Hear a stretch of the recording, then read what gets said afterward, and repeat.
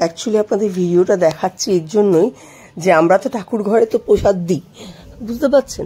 দেওয়ার পরে যে কি অবস্থা হয়, কোন ইঁদুর টিকটিকি বা আরশোলায় সে প্রসাদে মুখ দিতেই পারে, আমরা তো অজান্তে আমরা দেখতেও পাই না, তাহলে তো চলে যায়।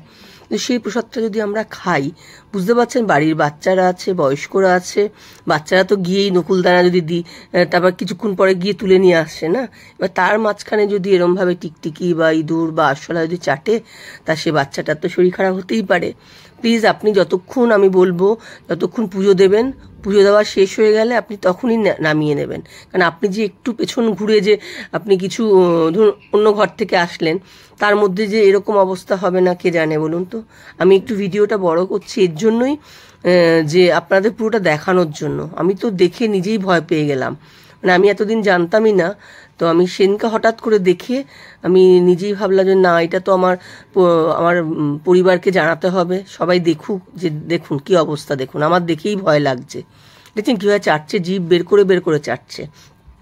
তো সুতরাং বলবো আপনারা প্লিজ এই ভিডিওটা আত্মীয় স্বজন বন্ধু বান্ধবদের মধ্যে একটু শেয়ার করবেন, তারাও অনেকে হয়তো জানে না, কিন্তু তারা যাতে জানতে পারে তাই জন্য মানে আপনি প্লিজ আপনারা কিন্তু এটা সবার মধ্যে একটু ছড়িয়ে দেবেন, ঠিক আছে?